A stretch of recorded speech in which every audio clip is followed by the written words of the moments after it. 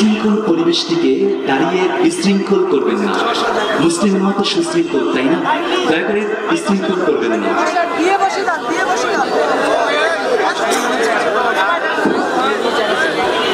আগামী 25 ফেব্রুয়ারি ফরাক্কাবাদ বিরলে একটা প্রোগ্রাম রয়েছে।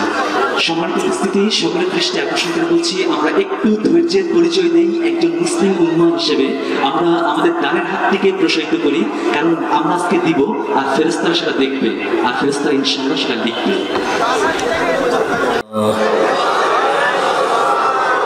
আলহামদুলিল্লাহ ওয়াহদা والصلاة والسلام على من لا نبي بعده أما بعد فأعوذ بالله من الشيطان الرجيم فانكحوهن بإذن أهلهن وأتوهن أجورهن بالمعروف। সম্মানিত উপস্থিতি, প্রশংসা আল্লাহর জন্য, শান্তি অবতীর্ণ হোক আল্লাহর রাসূলের উপর সাল্লাল্লাহু আলাইহি ওয়াসাল্লাম। আজকের দিনই বৈঠকে সংক্ষিপ্ত সময়ে বক্তব্যের বিষয় আদর্শ পরিবার। আসার পর থেকে নিয়েই আমি কথা বলতে পারবো কি না এ নিয়ে একটা সন্দেহ আছে। এরপরেও আমাকে বারবার বলা হচ্ছে আদর্শ পরিবারের উপরে আলোচনা করতে হবে। তো আপনারাও একটু আদর্শ পরিবারের পরিচয় দিয়ে অপেক্ষা করুন, ধৈর্যের পরিচয় দিবেন। আমরা আপনাদের বিরক্তি না ঘটিয়েই আমরা আমাদের আলোচনা শেষ করব ইনশাআল্লাহ।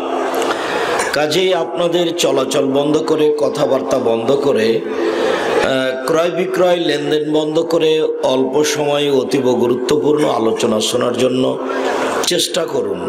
আমাদের পক্ষ থেকে আন্তরিকভাবে অনুরোধ রইল। সম্মানিত দিনী ভাই বোন, আদর্শ পরিবারের দুটো অংশের আলোচনা আছে। তার প্রথম অংশে বিবাহ সংক্রান্ত আলোচনা। বিবাহ সংক্রান্ত আলোচনায় সবচেয়ে যেটা জটিল কথা আছে সেটা হলো এই যে রাসূল সাল্লাল্লাহু আলাইহি ওয়াসাল্লাম বলেছেন, লা নিকাহ ইল্লা বিশাহিদাইনে, দুইজন সাক্ষী ছাড়া বিবাহ হয় না। কিন্তু কাজী সাহেবের খাতাতে আছে 4 জন সাক্ষী। আল্লাহর নবী বলছেন 2 জন, আর কাজী সাহেব বলছেন 4 জন। এই ছেলে, তুমি একটু শরম করো, বলার পরে তুমি দাঁড়িয়ে আছো কেন? আমি জানছি তুমি ক্লান্ত, তারপর আমার চেয়ে বেশি ক্লান্ত মনে করো না। আমি এরকম একটা পরিস্থিতিতে অনেক পথ অতিক্রম করে এসেছি। এখানে উপস্থিত হব না বলেই সারাদিন ছিলাম। ওমা তাশাউনা ইল্লা ইয়াশা আল্লাহ, তোমাদের চাওয়া চাওয়া নয়, আল্লাহ যা চান সেটাই হয়। বের হওয়ার পূর্ব মুহূর্তে আব্দুল্লাহ বলছে, আব্বু গত বছর কিন্তু এই মাঠে আপনি অনুপস্থিত ছিলেন, তা আমি তো আপনার কথা বলেছিলাম, তা আজকে আমি কি বলবো? আমি মনে করছি যাওয়াই ভালো। তার একটু আগে আমি বললাম যে আমি যেতে পারছি না। তো আব্দুল্লাহ বলছে, আব্বু তাহলে যাওয়াই ভালো। তোমরা আচ্ছা ঠিক আছে আব্বু, চলো তাহলে, আল্লাহ ভরসা। তো যাই হোক, আলহামদুলিল্লাহ আমি এসেছি, আপনাদের সামনে বসে আছি। আপনারা আমাকে দয়া করে আপনাদের কাজ দেখায়েন না। একটু পরে আপনি আপনার কাজ করতে পারবেন। অল্প সময়ের জন্য নিজেকে খাটো করিয়েন না। যেটা আমি পছন্দ করি না সেটা করার চেষ্টা করিয়েন না। জানেন কি, পৃথিবীতে মাত্র একটা জায়গা প্রমাণ করার জন্য 4 জন সাক্ষী লাগে, সেটা জেনা। পৃথিবীতে আর কোথাও 4 জন সাক্ষী লাগে না।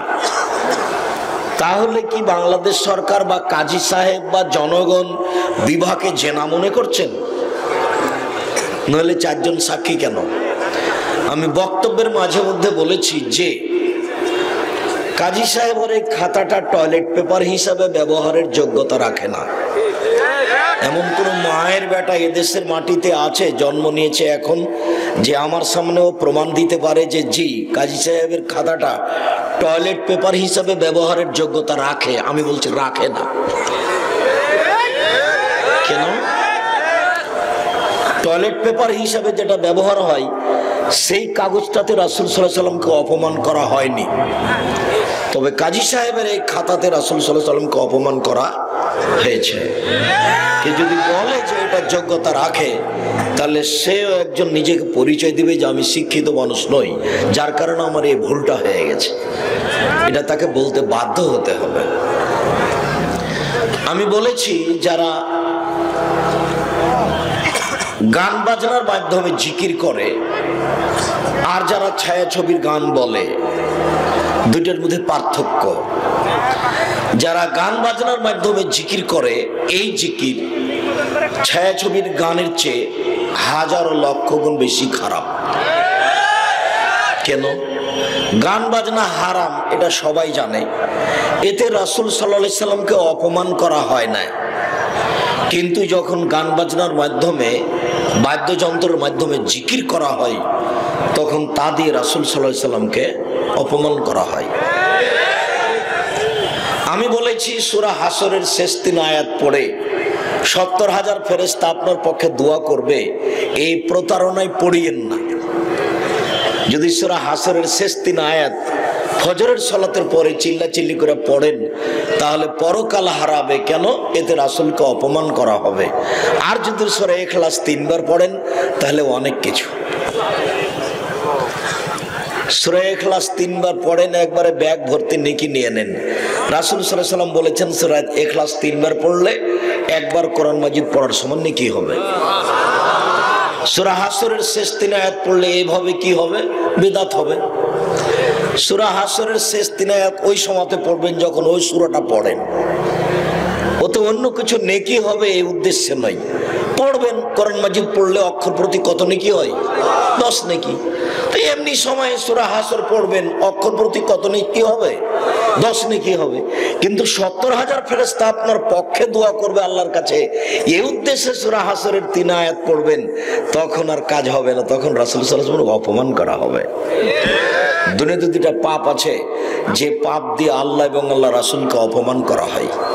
তার একটা পাপের নাম শিরক, আর একটা পাপের নাম বিদআত। শিরক দিয়ে আল্লাহকে অপমান করা হয়। শিরক দিয়ে মানুষের অতীতের নেকি নষ্ট হয়ে যায়। আর বিদআত দিয়ে আল্লাহ রাসূলকে অপমান করা হয়। বিদআত দিয়ে মানুষের ইবাদত কবুল হয় না। পাগড়ি যত বড়ই হোক, জুব্বা যত বড়ই হোক, আল্লাহুম্মা সাল্লি আলা সাইয়্যিদিনা মাওলানা নবিয়ানা মুহাম্মদ, এই দুরূদ যদি নবীর না হয়, তাহলে তার থাকার জায়গা জাহান্নাম হবেই হবে। নবীর হয় ভালো কথা, আর যদি নবীর না হয়, তাহলে তার থাকার জায়গা জাহান্নাম হবেই হবে। পাগড়ি যত বড়ই হোক, জুব্বা যত বড়ই হোক, পৃথিবীর কোন মানুষ তাকে ঠেকাতে পারবে না। এই কথা মুহাম্মদ সাল্লাল্লাহু আলাইহি সাল্লাম বলেন। তিনি বলেন, পৃথিবীর মানুষ বাল্লিগু আন্নী ওয়ালা আয়া, আমার একটি কথা জানা থাকলে অন্যকে বলো। 2, ওয়াহাদ্দিসু আন বানি ইসরাঈল আলা হারাজ, বানি ইসরাইলের কাহিনী বলো, কোনো দোষ নেই। 3, মান কাযাবা আলাইয়া মুতাআম্মিদান ফালিয়াতাবাওয়া মাকআদাহু মিনান নার, কেউ যদি কোনো কথা আমার নামে বলে, কেউ যদি কোনো কথা আমার নামে বলে, সেইটা যদি আমার না হয়, তাহলে তার থাকার জায়গা জাহান্নাম। হুজুর যত বড়ই হোক। আমি বলেছি মুকশিদুল মুমিনিন বইয়ের একটা হেডলাইন আছে, শতবার বলেছি, প্রায় সব মোবাইলই আছে, যে হেডলাইনটা হচ্ছে অবিবাহিত ছেলে মেয়ের পড়া নিষেধ। এটা হেডলাইন। যে দেখে সে পড়ে, যে দেখে সে পড়ে। চিন্তা করে ব্যাপারটা কি, এখানে আছে কি? কিন্তু অবিবাহিত ছেলে মেয়ের পড়া নিষেধ মানে এখানে আছে কি? তখন ওখানে লেখা আছে এইভাবে, সফরের পূর্বে স্ত্রী মিলন হলে ছেলে ভ্যাংচা হয়, ভরা পেটে স্ত্রী মিলন হলে ছেলে টেরা হয়, সূর্য গ্রহণের সময় স্ত্রী মিলন হলে ছেলে কানা হয়, চন্দ্র গ্রহণের সময় স্ত্রী মিলন হলে ছেলে খোড়া হয়। আল্লাহর কসম, আল্লাহে আল্লাহর কসম, আল্লাহে আল্লাহর কসম, এই হেডলাইনের একটা কথা সত্য নয়, সব শুধু মিথ্যা নয়, সরাসরি কোরআন মাজিদের বিপরীত, সরাসরি কোরআনের বিরোধী। আল্লাহ তাআলা কোরআন মাজিদে বলছেন, নিসাউকুম হারসুল লাকুম ফাতু হারসাকুম আন্না শাইতুম। পৃথিবীর মানুষ তোমাদের স্ত্রী তোমাদের জমি, পৃথিবীর মানুষ তোমাদের স্ত্রী তোমাদের ক্ষেত। তোমরা তোমাদের জমিতে তোমাদের খেতে আসো তোমাদের ইচ্ছা মতো, সকালেই কি, বিকালেই কি, দুপুরেই কি, ভরা পেটেই কি, সফরের পূর্বেই কি, সূর্যগ্রহণ লাগলেই কি আর না লাগলেই কি। এ কথা আল্লাহ বলেন আর এ কথা লেখক বলেন। হুজুর যত বড়ই হোক রক্ষা পাওয়ার কোনো পথ নেই। কাজী সাহেবের খাতা টয়লেট পেপার হিসাবে ব্যবহারের যোগ্যতা রাখে না, এই কথা আমি আব্দুর রাজ্জাক বিন ইউসুফ বলছি। দেখি কোন মায়ের বেটা বাংলাদেশের মাটিতে জন্ম নিয়ে আমাকে বলতে পারে যে না রাখে। আমার জীবদ্দশা কিয়ামত পর্যন্ত সময় থাকলো, আর আমি আমার বয়স পর্যন্ত সময় দিয়ে গেলাম। 20 বছর পূর্বে বলেছি যে 20 বছর পূর্বে বলেছি, 25 বছর পূর্বে বলেছি, নতুন বলিনি যে এই দোয়া এই ছাপা বইয়ে দেখছি না, এই যে কোরআন মাজিদের শেষে 1 পৃষ্ঠা দোয়া লেখা আছে, দোয়া ও খাতমিল কোরআন, হেডলাইন বড় করে লেখা আছে দোয়া ও খাতমিল কোরআন 1 পৃষ্ঠা। 20-25 বছর থেকে বলছি, কেউ কেউ একটু বলে না কেন যে জি এটা চলবে। আমি বলেছি পুরো 1 পৃষ্ঠায় এই দোয়ায় একটা বাক্য রাসূলের নয়, সব মানুষের বানানো। কাজী সাহেবের খাতায় 4 জন সাক্ষী ঢুকলো কি করে? শুধুমাত্র জেনা প্রমাণ করতে, অবৈধ সম্পর্ক প্রমাণ করতে 4 জন সাক্ষী লাগে। তাহলে কি কেউ উচ্চশিক্ষিত মানুষ এদেশের ওই খাতা দিয়ে, কাজী সাহেবের খাতা দিয়ে বিবাহকে জেনা বলতে চাচ্ছেন? যে সম্মানিত দিনাজপুর জেলার জ্ঞানীগুণী মানুষ এবং যারা আরো দায়িত্বশীল বসে আছেন, কথা শুনে মন খারাপ করার কিছু নেই। মুহাম্মদ সাল্লাল্লাহু আলাইহি ওয়াসাল্লাম বলেছেন, লা নিকাহ ইল্লা বিশাহিদাইনি, 2 জন সাক্ষী ছাড়া বিবাহ নেই। বাস, বিবাহ করার জন্য কয়জন সাক্ষী লাগবে? 2 জন, মহিলার পক্ষ থেকে নয়, পুরুষের পক্ষ থেকে নয়, এগুলো কোনো কথা নেই, পক্ষ নেই। বিবাহ বৈধ হওয়ার জন্য বাপ লাগে আর বর লাগে আর 2 জন সাক্ষী লাগে। তিনি বলেছেন, লা নিকাহ ইল্লা বিওয়ালিন, বাপ ছাড়া বিবাহ নেই। তিনি বলেছেন, আইয়ুমা ইমরাতিন নিকাহা, আইয়ুমা ইমরাতিন নাকাহা বিগাইরি ওয়াজনে ওয়ালিহা, যে কোনো মেয়ে বিবাহ বসবে বাপ ছাড়া, অভিভাবক ছাড়া, ফানিকাহুহা বাতিল, ফানিকাহুহা বাতিল, ফানিকাহুহা বাতিল, সেই বিবাহ বাতিল, সেই বিবাহ বাতিল, সেই বিবাহ বাতিল, কোর্টের বিবাহ বাতিল। ফিকর বইয়ে লেখা আছে যে কেউ যদি বলে এটা আমার বউ, আর 2 জন যদি বলে হ্যাঁ ঠিক ঠিক ঠিক এটা তোমার বউ, তাহলে বিবাহ হয়ে গেছে। এই জন্য কোর্টের বিবাহ চলছে বাপ ছাড়াই।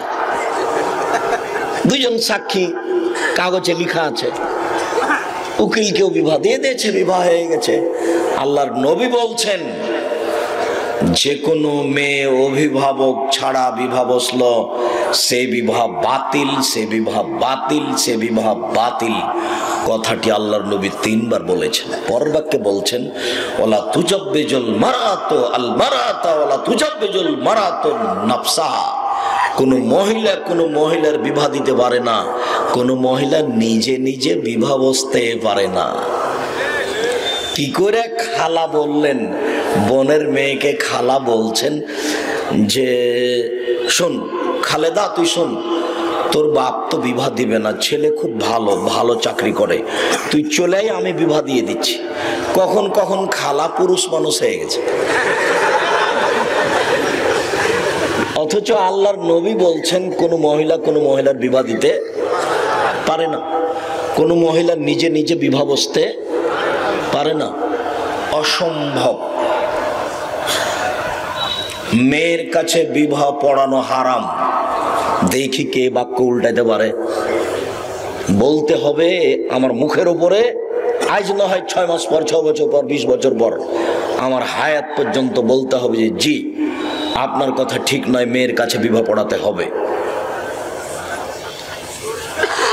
আমি বলছি মেয়ের কাছে বিবাহ পড়াতে হবে না, শুধু হবে না নয়, মেয়ের কাছে বিবাহ পড়ানো না যায়, হারাম। আর এটা তো দিনাজপুর, তার মানে রংপুর দিনাজপুর প্রায় একই। রংপুর দিনাজপুর, লালমনিরহাট, নীলফামারী, কুড়িগ্রাম, পঞ্চগড়, ঠাকুরগাঁ, জয়পুরহাট, বগুড়া, গাইবান্ধার ঘটনা। মেয়ে যেখানে আছে ওখানে বিবাহ পড়াতে গেছে, বিবাহ পড়িয়ে অমুক নিবাসী অমুক তোমাকে বিবাহ করতে এসেছে, এত নগদ এত বাকিতে, তুমি তাকে স্বামী সত্ত্বে কবুল করো। তখন মেয়েটা বলছে কবুল করলাম। 3 বার করার পরে ওরা এখন চ্যাংড়া ছিল্লু বদ সব গেছে ওখানে। এখানে এখন দাঁড়িয়েছে, যেখানে বর যাত্রী যেখানে বসে আছে, এরা দাঁড়িয়ে আছে 5-7 জন। তো বসে থাকা লোকগুলি বলছে আপনারা কে? তখন এরা বলছে আমরা এই বিবাহের উকিল। বরের পক্ষের লোকগুলি যারা এখানে, আরে বিবাহ পড়াতে তো বরের পক্ষের লোকই গেছিল ওখানে, অনেকেই গেছে। তা আপনারা কে? তো বলছে আমরা এই বিবাহের উকিল। মেয়ে কি কবুল করেছে? জি করেছে। আপনারা কি শুনেছেন? জি শুনেছি। তাহলে আপনারা বসেন। তার পূর্ব পর্যন্ত দাঁড়িয়ে থাকতে হবে। মনে হচ্ছে এক পাগলামি কারবার। হিন্দুদের কলার গাছের চতুর্দিকে ঘুরতে হবে বিবাহ বৈধ হওয়ার জন্য। তাই হুজুর কাজী সাহেব গেছে মেয়ের কাছে বিবাহ পড়াতে। কিয়ামত পর্যন্ত সময় থাকলো বেটা, তোমার এটা জায়েজ বলার জন্য। কাজী সাহেবের 4টা সাক্ষী যেমন, মেয়ের কাছে বিবাহ পড়ানো তেমন, যুবতী মেয়েদের গীত গাওয়া তেমন,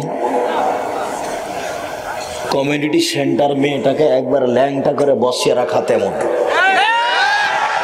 আমি যখন বলেছি যে আপনার মেয়েটা হচ্ছে কমিউনিটি সেন্টারে রং মেখে চাকচিক্য হয়ে বসে আছে, এটা পতিতালয়ের মেয়ে, তখন বাপের এত রাগ ধরেছে। বলেন কি আব্দুর রাজ্জাক সাহেব, আমরা দিনাজপুর শহরের একজন বিত্তশালী মানুষ, আপনি আমার মেয়েকে পতিতালয়ের মেয়ে বলেন? মানে আমি আব্দুর রাজ্জাক বিন ইউসুফ আপনার মেয়েকে পতিতালয়ের মেয়ে প্রমাণ করতে না পারলে আর দিনাজপুরে কোনোদিন আসবো না। কষ্ট পাওয়ার কিছু আসে যায় না, আপনি কষ্ট পেলেই কি আর না পেলেই কি। প্রায় মোবাইলেই আছে, প্রায় বক্তব্যে আছে যে দুনিয়াতে 2টা পাপ আছে, মানুষ না করেই পাপী। তার একটা হলো কেউ যদি কাউকে বলে যে আসো জুয়া খেলি, খেলেই নি, খালি কি বলেছে আসো খেলি, তাহলে কি দিতে হবে? 10 জন ফকিরকে 1.25 কেজি করে চাউল দিতে হবে, কাফারে দিতে হবে। খেলেই নি, খালি বলেছে আছো খেলি, এক আশ্চর্য পাপ। আর কোন মহিলা যদি সাজগোজ করে পুরুষের পাশ দিয়ে হাঁটে, তো আল্লাহ রাসূল বলেছেন ও ব্যভিচারিণী, ও ব্যভিচারিণী, ও ব্যভিচারিণী। একবার বলেছেন 2 বার শব্দটা, একবার বলেছেন 3 বার শব্দটা। মুহাম্মদ সাল্লাল্লাহু আলাইহি ওয়াসাল্লাম তার পবিত্র মুখ দিয়ে বলেছেন ও ব্যভিচারিণী, অথচ জেনা করেনি। তো সাজগোজ করে পুরুষের পাশ দিয়ে হাঁটাতেই ব্যভিচারিণী হয়ে গেল, আর হাজারো পুরুষের সামনে সাজগোজ করে বসে আছে, তবুও ব্যভিচারিণী হলো না। ধর্ম কি রাজশাহী চাঁপাইনবাবগঞ্জের হাওয়াই লাড্ডু? জি না। ইমাম সাহেব ভুল হয়েছে, তোবা করতে হবে। ইমাম সাহেব শুনে রাখেন, কাজী সাহেবের খাতার 4 জন সাক্ষী যেমন, কাজী সাহেব শোনেন, মেয়ের কাছে গিয়ে বিবাহ পড়ানো তেমন। কাজী সাহেব শোনেন, কমিউনিটি সেন্টারে মেয়েটাকে বসিয়ে রেখে জাতির সামনে পেশ করে বিবাহের অনুষ্ঠান করা তেমন, যুবতী মেয়েদের দিয়ে গীত গাওয়ানো তেমন। দিনাজপুর শহরের আরো নোংরা নীতি যে আব্দুর রাজ্জাক সাহেব রাজশাহীতে নাই নাকি, আছে হয়তো বা 19-20 হতে পারে। বর হলুদ মাখতে গেছে কনের বাড়িতে, কনে এসেছে বরের বাড়িতে হলুদ মাখতে। আমি বলছি যে এরা মানুষ থেকে বাদ পড়ে গেছে। এভাবে বলছেন কেন? আমি বলিনি। বুঝে না ওরা, অন্তর আছে বুঝে না, দেখেও দেখে না ওরা, চক্ষু আছে দেখে না, শোনেও শোনে না ওরা, কান আছে শোনে না। উলাইকা কালানাম, তারা পশু প্রাণীর মতো, তারা গরু ছাগলের মতো, তারা কুকুর শ্রীগালের মতো, বাল হজাল বরং তার চেয়ে খারাপ।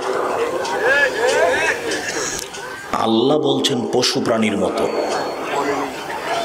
তো কনে হলুদ মাখতে আসলো বরের বাড়িতে, বর হলুদ মাখতে গেল কনের বাড়িতে, তুমি কি মনে করছো যে এটা শিক্ষিত পরিবার? মানুষ মানে কি জানো? মানুষ মানে হচ্ছে মানুষ। লোকটা বলে না যে, মানুষে বলে না যে মানুষের মতো মানুষ, মানে মানুষ যেখানে ভালো কিছু পায় তাকে বলে মানুষ। যখন ভালো কিছু পায় না তাকে তখন আর মানুষ বলে না, তখন তাকে কি বলে? অমানুষ। ও আর মানুষ নয়। শুধু আল্লাহ এই কথা এক জায়গাতে বলেনি, বহু জায়গাতে বলছেন। আল্লাহ বলছেন, তিন ডমর ফলের কসম, জাইতুন জাইতুন ফলের কসম, ও তুরে সিনিন তুর পাহাড়ের কসম, ও হাজাল বালাদিল আমিন, এই মক্কা নিরাপদ শহরের কসম। আমি আল্লাহ এতগুলি কসম করে বলছি, লাকাদ খালাকনাল ইনসানা ফি আহসানি তাকওয়িম, আমি মানুষকে অতীব উত্তম করে সুন্দর করে সৃষ্টি করেছি। মানুষ যখন আমাকে মানেনি, সুম্মা রাদাদনাহু আসফালা সাফিলিন, আমি তাকে সর্বনিম্নে উল্টা ফিরিয়েছি। ও এখন পশু প্রাণী, গরু ছাগল, কুকুর শ্রীগালের চেয়ে খারাপ। তো বর গেছে কনের বাড়িতে হলুদ মাখতে, কনে এসেছে বরের বাড়িতে হলুদ মাখতে, আর একজনের গায়ে আর একজন হলুদ মাখাচ্ছে, আর কাদা ছিটাচ্ছে, আর রং ছিটাচ্ছে। ওটা যে ওই যে অমুসলিম হিন্দুদের যে কি খেলা থাকে না, একজন আরেকজনের গায়ে হোলি খেলা। তো মুসলমানের বিবাহের বাড়িটা মনে হচ্ছে হোলি খেলা। তার মানে মুহাম্মদ সাল্লাল্লাহু আলাইহি সাল্লাম বলছেন, আমার জীবনে বড় ভয়, আমার জীবনে 3টি বড় ভয়। এক, আইম্মাতাম মুজিল্লিন, আমার উম্মতের আলেম ওলামারা ভ্রান্ত পথে চলবে, হুজুরি হবে ভ্রান্ত, এইটা আমার ভয়। মাওলানা সাহেবই হবেন ভ্রান্ত, এইটা আমার ভয়।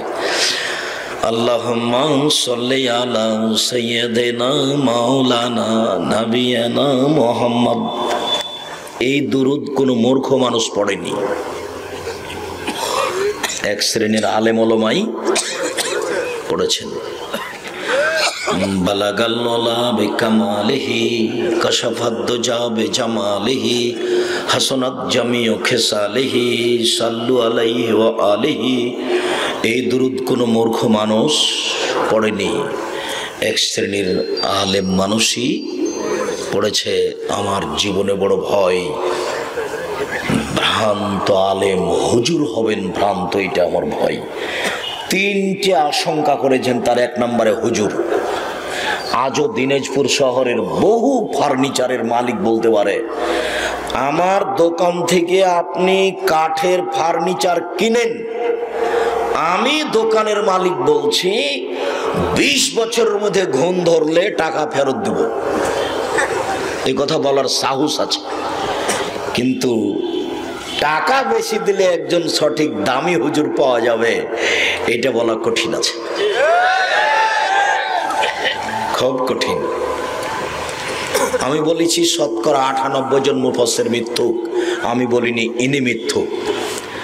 আমি বলেছি শতকরা 95 জন বক্তা মিথ্যুক, আমি বলিনি ইনি মিথ্যুক। আপনার যদি মনে সাহস থাকে সততার, তাহলে আপনি আপনার মুফাসসিরের বক্তব্য পেশ করেন আমার সামনে, আপনাকে আমি দেখাচ্ছি। আপনার মনে যদি সাহস থাকে আপনার বক্তার, তাহলে আপনি তার বক্তব্য পেশ করেন, আপনাকে আমি দেখাচ্ছি, আপনাকে আমি দেখাবো। এগুলো রাসূলের কথা নয়, আমি তো বইয়ে দেখাচ্ছি আপনাকে, শতদিন দেখিয়েছি, মানুষের বক্তব্য আপনাকে দেখিয়েছি। যেমন আপনাকে আমি বলিনি বাইজিদ, একদিন সন্ধ্যা রাতে বাইজিদের মাথা পানি চাইলেন, বাইজিদ দেখে বাড়িতে পানি নাই, দূরে পানি আনতে চলে গেল, পানি নিয়ে এসে দেখে বাইজিদের মাথা ঘুমিয়ে গেছে। বাইজিদ চিন্তা করে, আমি যদি এখন গিলাসটা রেখে ঘুমিয়ে যাই, যদি আমার মা রাতের কোনো অংশে পানি চান, আমি ঠিক নির্ধারিত সময়ে পানি না দিতে পারি, উপযুক্ত সন্তান হতে পারবো না। তাই বাইজিদ গিলাসটা হাতে করে মায়ের মাথার পাশে দাঁড়িয়ে রইল। বাইজিদের মায়ের ঘুম ভেঙে গেল, দেখে পাশে বাইজিদ দাঁড়িয়ে আছে। বাবা বাইজিদ, তুমি কেন দাঁড়িয়ে আছো? আম্মা, আপনি সন্ধ্যা রাতে পানি চেয়েছিলেন, দেখি বাড়িতে পানি নাই, দূরে পানি আনতে চলে গেলাম, পানি নিয়ে এসে দেখি আপনি ঘুমিয়ে গেছেন। আমি চিন্তা করলাম, আমি যদি গিলাস রেখে ঘুমিয়ে যাই, আপনি যদি রাতের কোনো অংশে পানি চান, আপনাকে যদি আমি নির্ধারিত সময়ে পানি না দিতে পারি, আমি উপযুক্ত সন্তান হতে পারবো না। তাই আমি গিলাসটা হাতে করে আপনার মাথার পাশে দাঁড়িয়ে আছি। মা গিলাসটা হাতে নিয়ে পানিটুকু পান করে নিয়ে বাইজিদকে শোইয়ে দিয়ে আল্লাহর দরবারে প্রার্থনা করলেন, আল্লাহ, আমি আমার বাইজিদের প্রতি খুশি হয়ে গেছি, তুমি আমার বাইজিদকে কবুল করে নাও। মায়ের দোয়া কবুল হয়ে গেল, বাইজিদ বড় আলেম হয়ে গেলেন। ঘটনা মিথ্যে?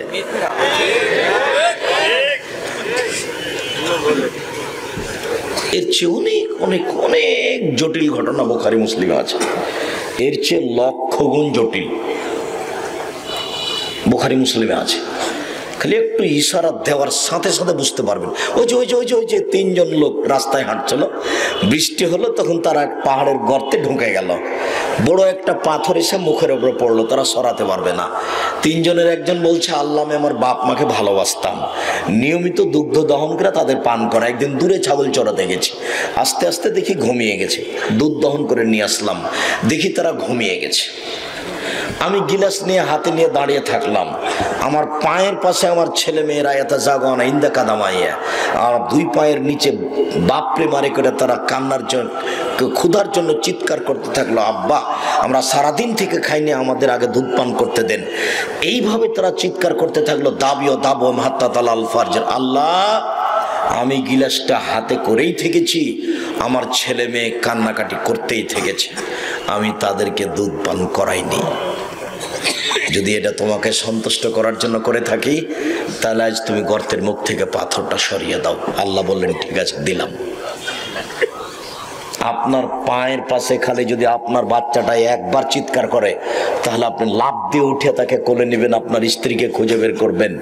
বর্ণনাকারী বলছেন, আল্লাহর নবী বলছেন, ওই লোকটা গিলাস হাতে করে থেকেছে ভোর পর্যন্ত, আর ওই তার ছেলে মেয়ে তার পায়ের নিচে চিল্লাচিল্লি করতে থেকেছে। বুখারী মুসলিম। মাওলানা সাহেব এটা পেশ করলেন না কেন, ওইটা কেন পেশ করলেন? এই ছেলে, তোমার হুজুর নগদ মিথ্যুক। এই বেটা, তোমার মুফাসসির মিথ্যুক, এ কথাই চূড়ান্ত। জাতির জন্য সূচনা স্বরূপ দিয়ে গেছি বক্তা শ্রোতার পরিচয় বই, এদেশের মাটিতে যেখানে খুঁজে পাওয়া যায় কিনে পড়বা। আমার বিদ্যা বুদ্ধি কম, আমি একটু সূচনা দিয়ে গেছি। এদেশের তাফসির মাহফিল বন্ধ করার জন্য আমি বই দিয়ে গেছি, তাফসির কি মিথ্যা হতে পারে? ওই বইয়ে যা তাফসির আছে সবই মিথ্যে। আমি শুধু তাফসির মাহফিল বন্ধ করার জন্য ওই বই লিখেছি। জাতি যদি সহযোগিতা করে তাহলে এটা সম্ভব হবে। হুব্বুল ওয়াতান মিনাল ঈমান, দেশকে ভালোবাসা ঈমানের অঙ্গ, এটা হাদিস নয়, মিথ্যা কথা। আদম আলাইহিস সালাম ভারত থেকে হজ করতে গেছেন সৌদি আরব 60,000 বার, ফাজাইল আমলে বইয়ে লেখা আছে। তো 60,000 বার যদি হজ করতে যান, তাহলে বয়স কত হতে হবে? 60,000 বছর মিনিমাম। বছরে একবার হজ হয়, উমরা না হয় বারবার হয়। দেখেছেন ধর্মের নামে কত বড় মিথ্যা কথা। অতএব কাজী সাহেবের এই খাতা টয়লেট পেপার হিসাবে ব্যবহারের যোগ্যতা রাখে না, এটাই চূড়ান্ত। দেখি কে এর গায়ে হাত লাগাতে পারে। এই ছেলে, তুমি আরো কথা মনে রাখিও, পৃথিবীতে মাত্র একটা জিনিস প্রমাণ করার জন্য 4 জন সাক্ষী লাগে, বলো কি? জেনা। কোন সাহসের ভিত্তিতে জাতি কাজী সাহেবের খাতায় 4 জন সাক্ষী পেশ করলেন?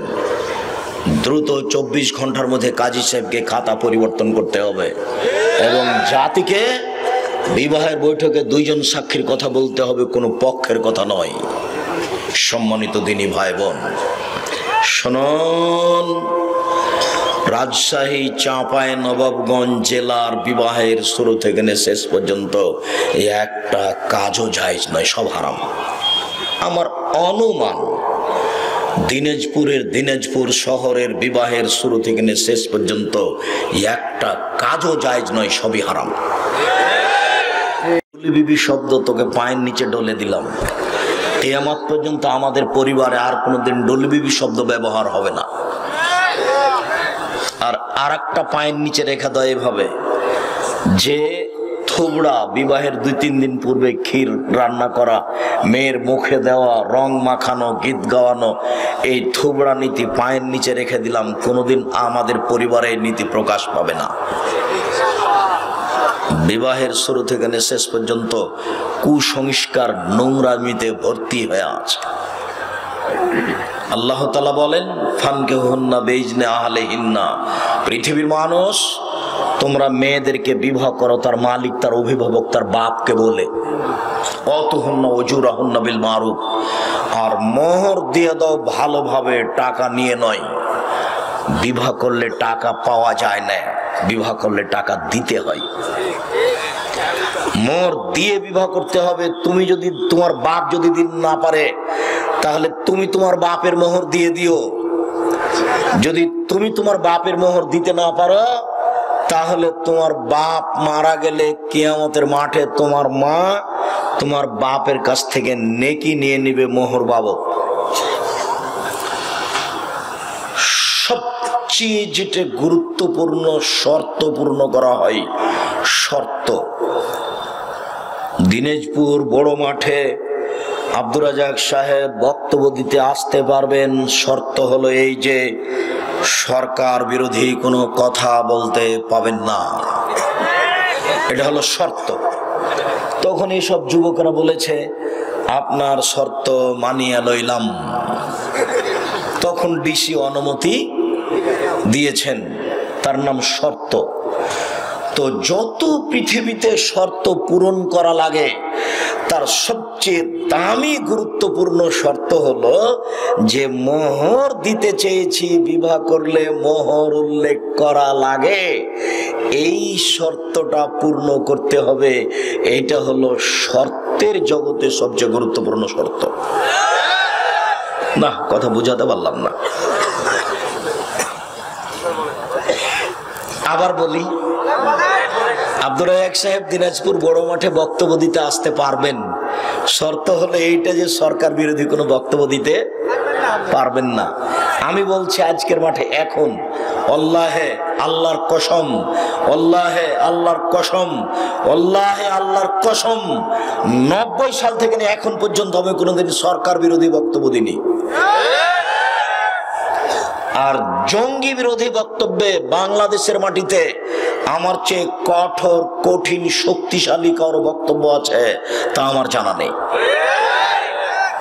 জঙ্গি বিরোধী বক্তব্য দেওয়াতে আমি সবচেয়ে কঠোর, শক্তিশালী আমি মনে করি। আমি শুধু জনগণকে বলিনি, আমি বলেছি সরকার, প্রশাসন, ইমাম, বাপমা, আলোচক, বক্তা, এদেশের সর্বশ্রেণীর দায়িত্বশীলকে অনুরোধ জানাচ্ছি, আপনারা জঙ্গি কর্মকাণ্ড হতে ছেলেদেরকে রক্ষা করুন। এটা একটা প্রতারণা।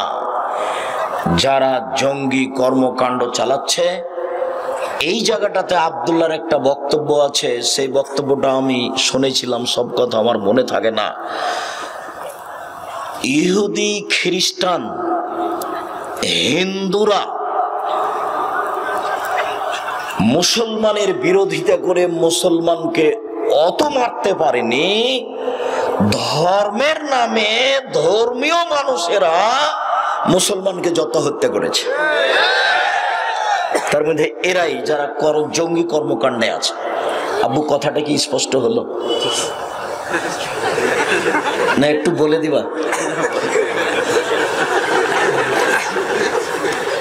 মানে আব্দুল্লাহ কথা বললে আমি আবার ওই সব কথা খুঁজে পাই না। তো সেদিন কবে যেন একদিন জঙ্গি কর্মকাণ্ডের বক্তব্য দিচ্ছিল, তো আমি বললাম কথা তো ঠিকই, আমি তো কোনোদিন খেয়াল করিনি। তার মানে মার্কিন সৈন্য আমাদের চোখের সামনে ইরাকে ঢুকেছে, ইরাক দখল করেছে, মানুষ মেরেছে। মার্কিন সৈন্য আফগানিস্তানে ঢুকেছে, আফগানিস্তানের লোকজনকে হত্যা করেছে। ইহুদি খ্রিস্টান মায়ানমারের লোকজনকে হত্যা করেছে। তো এরা যত মুসলমানকে হত্যা করেছে মুসলিম দেশগুলিতে, জর্ডানে হোক, আপনার আরো সিরিয়ায় হোক, এইসব দেশগুলিতে মুসলমানেরা মুসলমানকে যত হত্যা করেছে ধর্মের নাম দিয়ে, এদের হত্যা করা ওদের চেয়ে অনেক অনেক অনেক বেশি। নইলে কি করে বলতে পারে যে রাতের অন্ধকারে সরকারকে মারা যায়? কি করে বলতে পারে যে রাতের অন্ধকারে অমুককে মারা, হত্যা করা যায়? কি করে বলতে পারে যে আত্মঘাতী হত্যা করা, আত্মঘাতী হামলা যায়? অবাক কথা। আমি এই দেশের মাটিতে সর্বপ্রথম কলমে লিখেছি বই, তার নাম কে বড় লাভবান। আমার আগে এ দেশের মাটিতে কেউ এই ব্যাপারে কলম ধরেছে তা আমার জানা নাই। আজও এখানে থাকতে পারে কে বড় লাভবান।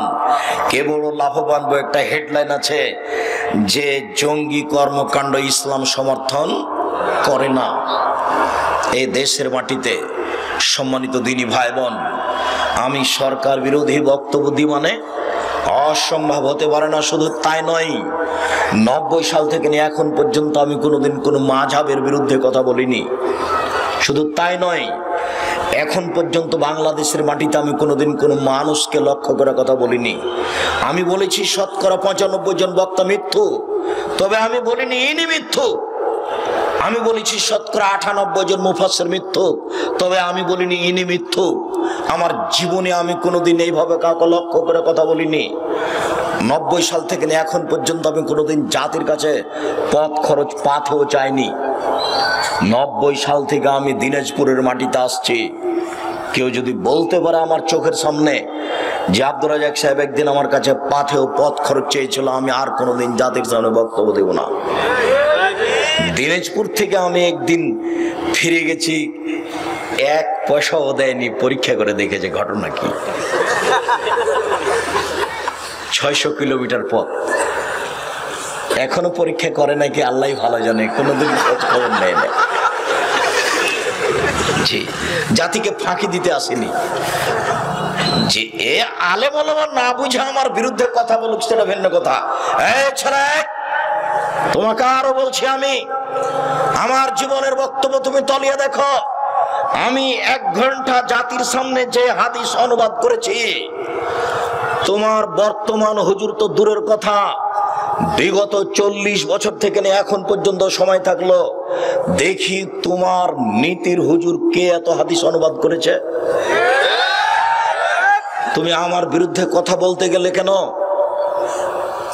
যারা দায়িত্বশীল আছে তাদেরকে ক্ষিপ্ত করো কেন? আমি কোনোদিন অপ্রয়োজনীয় কথা বলিনি। আজকেও তোমাকে বলছি, আমি বলেছি যে কাজী সাহেবের খাতাকে টয়লেট পেপার হিসেবে ব্যবহার করতে হবে, এই খাতা এরও যোগ্যতা রাখে না। এই বাক্য অপ্রয়োজনীয় নয়, এটাই চূড়ান্ত কথা। শুনুন, যৌতুক ফেরত দিতে হবে 24 ঘন্টার মধ্যে। ভিক্ষা করা টাকা দিয়ে চাউল কিনে ভাত খেয়ে ইবাদত কবুল হবে। ভিক্ষা করা টাকা দিয়ে চাউল কিনে ভাত খেয়ে ইবাদত কবুল হবে। যৌতুকের টাকা দিয়ে চাউল কিনে ভাত খেয়ে ইবাদত কবুল হবে না। নাপিত কে ভাড়া দিয়েছেন যে ঘরটা, ওই ঘর ভাড়ার টাকা দিয়ে চাউল কিনে ভাত খেয়ে ইবাদত কবুল হবে না। আব্দুর রাজ্জাক সাহেব কেন এত বড় কথা কেন? নাপিত দাড়ি চাচে যে, আপনি যে নাপিতকে ঘর ভাড়া দিয়ে পাপ কাজের সহযোগিতা করেছেন, আল্লাহ পাপ কাজের সহযোগিতা করতে নিষেধ করেছেন। এই জন্য নাপিতকে ঘর ভাড়া দিয়ে ওই টাকা দিয়ে চাউল কিনে ভাত খেয়ে ইবাদত কবুল হবে না। আমি 3টে ওসিয়ত করেছি বা উপদেশ দিয়েছি বা অনুরোধ জানিয়েছি। এক, জীবনে কোনোদিন 5 ওয়াক্ত সালাত নামাজের সাথে আপোষ করিয়েন না। কোনোদিন বলতে পাবেন না যে কাল থেকে পড়বো, জীবনে কোনোদিন বলতে পাবেন না। কাপড়ে যদি পায়খানা লেগে থাকে তবু বলতে পাবেন না যে কাল থেকে পড়বো। পায়খানা লেগে আছে, ভর্তি পায়খানা, তাও নামাজ পড়ে। আবার দেখিয়ে দেয় ছেলে, তোমার হুজুর আবার ওরকম করে না জানো। এই দেখেন আব্দুর রাজ্জাক সাহেব বলছেন যে গাভী পেশাবে কাপড় ডুবিয়ে নামাজ পড়তে বলছে। তার মানে আমি কায়ফা পায়খানাওয়ালা কাপড়ে নামাজ পড়তে বলিনি, যখন কাপড়ই নাই পরিষ্কার তখন। কথা বুঝাতে পারিনি। আর ওটা রাজশাহী চাঁপাইনবাবগঞ্জের পল্লী এলাকাতে বক্তব্য ছিল। রাজশাহী চাঁপাইনবাবগঞ্জের পল্লী এলাকার বাড়িতে মহিলারা সাধারণত বাড়ির পিছন দিকে গিয়ে সমতল জমিতে বসে পেশাব করে। পেশাব ছিটে এসে কাপড়ে লাগে, গায়ে লাগে, কোনো পরোয়া করে না। আমি বলছিলাম যে অল্প থেকে অল্প পেশাব যদি মানুষের পেশাব গায়ে লেগে যায় তাহলে তাকে ধুয়ে ফেলতে হবে, তাছাড়া সালাত হবে না। কাপড়ে লেগে গেলে কাপড় অপবিত্র। ওইটা খুব কঠোর ভাবে দেখাচ্ছিলাম। আর বলছিলাম যে কবরের শাস্তি পেশাব থেকে না বাঁচার কারণেই হয়। কথা বলতে বলতে ওইটা চলে এসেছে পক্ষান্তরে গাভীর পেশাব থেকে মানুষ বাঁচে। গাভী পেশাব করছে তখন কাপড়টা জমা করে নেয়, পাঁচ দিয়ে বুঝতে পারেননি কথা। এই কথাটা এসেছে ওখানে যে গাভীর পেশাব থেকে বাঁচতে হবে না, অথচ তাতে থেকে বাঁচার জন্য কত চেষ্টা। গাভীর পেশাবে যদি কাপড়টা ভেজিয়ে সালাত আদায় করে তবে সমস্যা নেই। প্রমাণ বুখারী মুসলিম। আল্লাহর নবী বলছেন যে তোমরা উটের পেশাব খাও। আল্লাহ নবী নিজে যেখানে ছাগল বাঁধা আছে সেই ছাগল বাঁধা জায়গাতে পেশাবের উপরে নামাজ পড়েন। হাদিস তো বুখারী মুসলিম। আমার করার কি আছে? আম গাছে জাম ধরতে পারে, ধরে না। অমাবস্যা রাতে চাঁদ উঠতে পারে, উঠে না। শোয়ের ছিদ্র দিয়ে লাঙ্গলের ফল ঢুকতে পারে, ঢোকে না। শোয়ের ছিদ্র দিয়ে লাঙ্গলের ফল ঢুকে যেতে পারে, আম গাছে জাম ধরে যেতে পারে, অমাবস্যা রাতে চাঁদ উঠে যেতে পারে, এগুলো ঘটে যেতে পারে। আমি যে কথা বলছি এতে সন্দেহ আছে বলে কিয়ামত পর্যন্ত চেষ্টা করলে সরিষা ঢোকানো যাবে না। যা বলছি তাই থাকবে। জাতির যদি রাস্তাঘাট করে দিতে না পারি, জাতির যদি স্কুল কলেজ করে দিতে না পারি, জাতিকে চূড়ান্ত সঠিক ধর্ম দিতে পারবো ইনশাআল্লাহ। ধর্মের ব্যাপারে জাতিকে ফাঁকি দিয়ে পরকাল হারাতে রাজি নই। জাতিকে ফাঁকি দিতে আসেনি। আবারও ভালো করে বুঝুন সম্মানিত দিনী ভাই বোন, আল্লাহ বলছেন অভিভাবককে বলে বিবাহ করো, মোহর দিয়ে বিবাহ করো।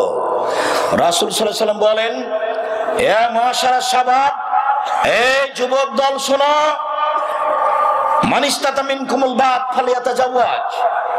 তোমাদের যারা বিবাহ করতে চায় যদি তার ক্ষমতা থাকে সে যেন বিবাহ করে। বিবাহ করলে ক্ষমতা লাগে। 1 মোহর, 2 বউ থাকার ঘর, 3 পেশাব পায়খানা, 4 মেহমান ঘর, 5 পুরুষত্ব ক্ষমতা, নিয়ন্ত্রণ ক্ষমতা। নিয়ন্ত্রণ ক্ষমতা নেই এইরকম কাপুরুষ বিবাহ করতে পাবে না। এখন আমি আপনাকে কষ্ট দিইনি, এখনো কতগুলো মেয়ে এখনো এখানে বসে আছে, মাথায় কাপড় নেই। ও কি বলবে আমি হিন্দুর মেয়ে? ওর বাপ কাপুরুষ, যার কারণে তার মাথায় কাপড় নেই। উপস্থিত বৈঠকের দিনী মুসলিম বোন, আপনাকে আমি অপমান করতে আসিনি, আমি তা চাইনি। 3 শ্রেণীর মানুষ জান্নাতে যাবেন, এটা চূড়ান্ত। 3 শ্রেণীর মানুষ জান্নাতে যাবেন, এটা চূড়ান্ত। আমি বলিনি, আমি অনুবাদক। মুহাম্মদ সাল্লাল্লাহু আলাইহি ওয়াসাল্লাম বলেন, 1 মদমিনুল খামর, নিয়মিত বিড়ি, তামাক, জর্দা, সিগারেট, গোল, নেশাদার দ্রব্য খায়, পান করে যে। 2 আর রাজরাত মিনান নিসায়ে, পুরুষের বেশধারী নারী, যারা পুরুষের জুতা স্যান্ডেল পরে, যারা পুরুষের শার্ট প্যান্ট পরে, যারা পুরুষের পোশাক পরে, যারা মাথার চুল ছোট করে, যারা গেঞ্জি গায়ে দিয়ে চলে, যারা প্যান্ট পরে, তারা জান্নাতে যাবে না। 3 দায়ুস আপনি জনাব, আপনি। এই মেয়ে, গল্প করছো কেন? তোমার বাপের কথাই বলছি। তোমার বাপ জান্নাতে যাবে না এ কথা আমি বলিনি, মুহাম্মদ সাল্লাল্লাহু আলাইহি ওয়াসাল্লাম বলেন। উপস্থিত বৈঠকের মুসলিম বোন একটু শোনেন তো, এদিকে এদিকে শোনেন, আবার গল্প করছেন কেন? উপস্থিত বৈঠকের মুসলিম বোন শোনেন, আল্লাহর নবী বলছেন সিনফান মিন আহলিন নার, আমার উম্মতের 2 শ্রেণীর মানুষ জাহান্নামে যাবে, আমি তাদের দেখিনি। আমার উম্মতের 2 শ্রেণীর মানুষ জাহান্নামে যাবে, আমি তাদের দেখিনি। আমার উম্মতের 2 শ্রেণীর মানুষ জাহান্নামে যাবে, আমি তাদের দেখিনি। এক শ্রেণীর মানুষ, তাদের হাতে থাকবে লাঠি, কাজ নাবিল বাকারে, গাভীর লেজের মতো। এক শ্রেণীর মানুষ, তাদের হাতের থাকবে লাঠি, গাভীর লেজের মতো, মানে একদিক মোটা একদিক চিকন চাবুক। এই যে রুবনা বেহান নাস্তা দিয়ে মানুষকে মারবে, ওরা জাহান্নামে যাবে। বুখারী মুসলিম, চূড়ান্ত সিদ্ধান্ত। তখন আমি বলেছি এদেশের প্রশাসনের এক শ্রেণীর লোকের হাতে কি থাকে? এরকম লাঠি থাকে। আর থাকে যারা কলেজ বিশ্ববিদ্যালয়ে পড়ে, তাদের হাতে। বেটা নাকি ওখানে পড়তে গেছে,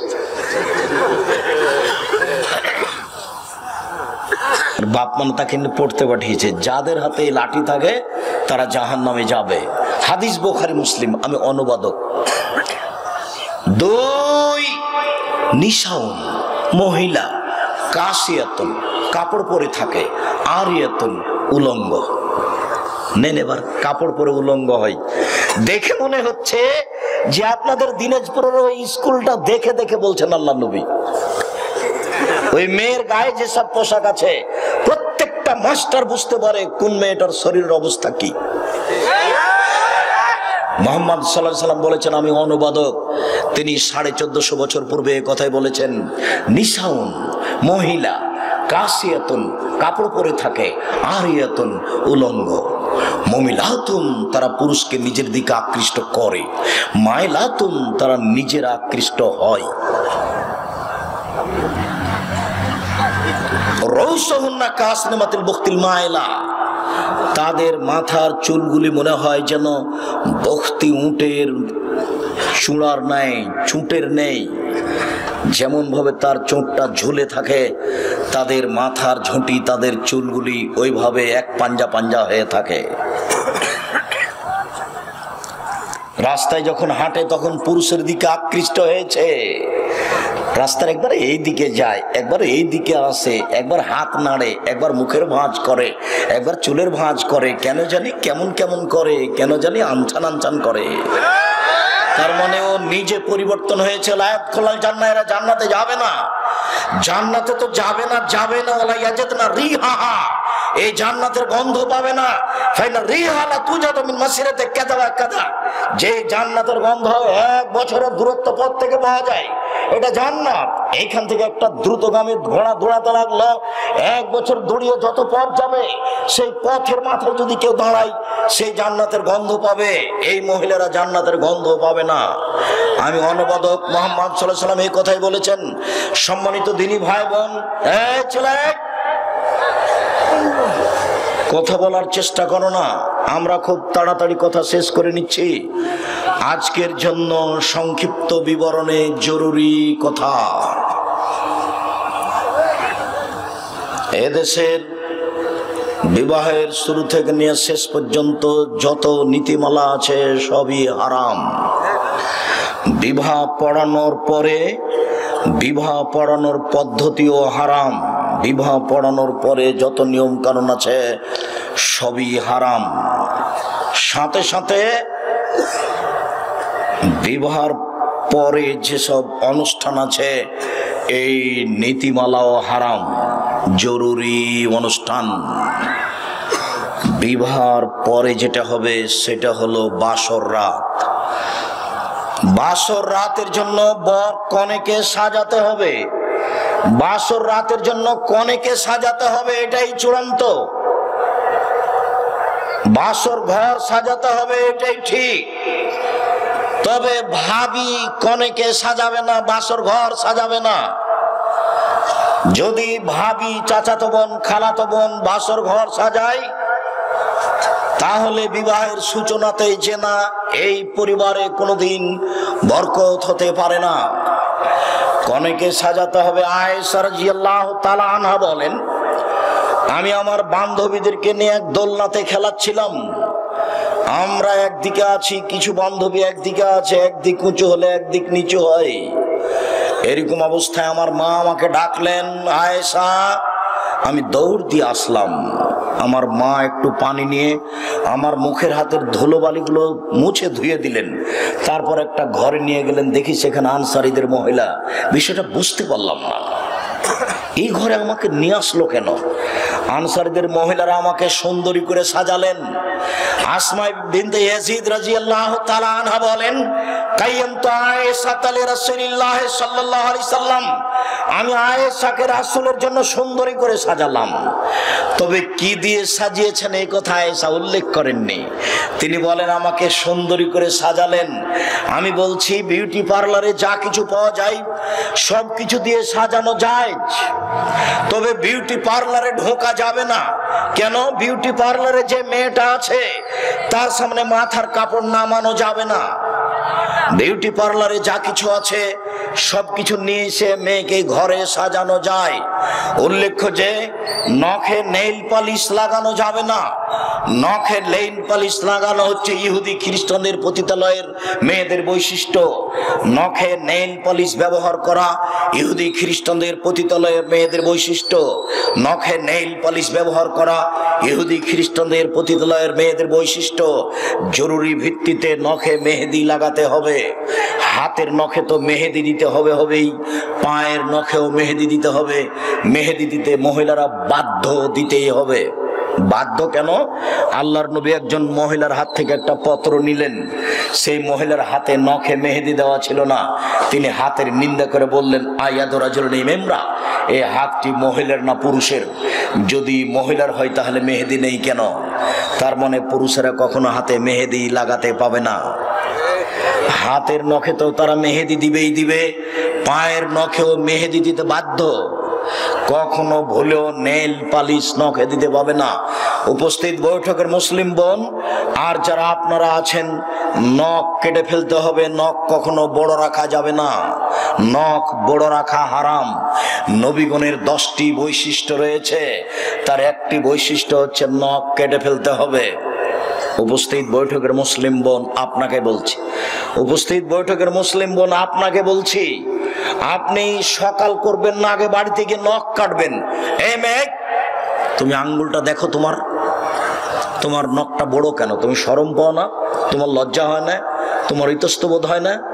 বাপ বেটি মা বেটি কি লজ্জা বেঁচে খেয়েছো? নখ কেন বড়? নবীগণের 10টি বৈশিষ্ট্য, তার একটি হচ্ছে নখ কেটে ফেলতে হবে। নবীগণের 10টি বৈশিষ্ট্য, তার একটি হচ্ছে মোচ কেটে ফেলতে হবে। ব্লেড ব্যবহার করা যাবে না। মোচ মানে পুরুষ, আর মোচ যখন ব্লেড ব্যবহার করেছে তখনও মহিলা। কেঁচি দিয়ে মোচ কেটে ফেলতে হবে। নবীগণের 10টি বৈশিষ্ট্য, তার একটা হচ্ছে বগলের লোম উঠিয়ে ফেলতে হবে। পুরুষ নারী একই হুকুম, ব্লেড ব্যবহার করা হবে না।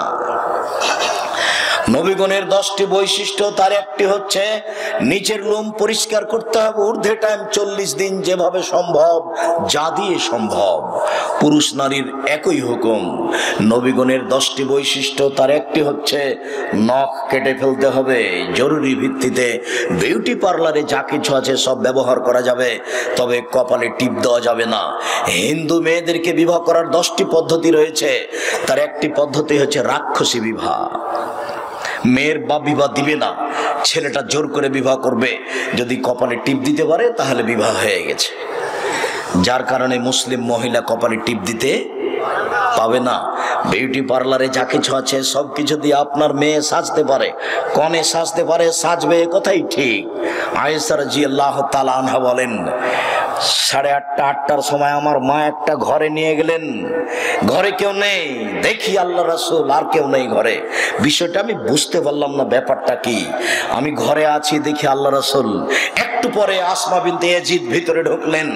আসমা বিনতে ইয়াজিদ ভিতরে ঢুকেই এক গ্লাস পানি শরবত নিয়ে এসে বলছেন, এক বাটি, আয়েশা এটা হাতে করো, আল্লাহ রাসূলের হাতে দাও। আমি তো লজ্জা পেয়ে গেলাম, আমি মাথা নিচু করে নিলাম, আমি তো রাসূলের হাতে কোনো কিছু দিইনি কোনোদিনই।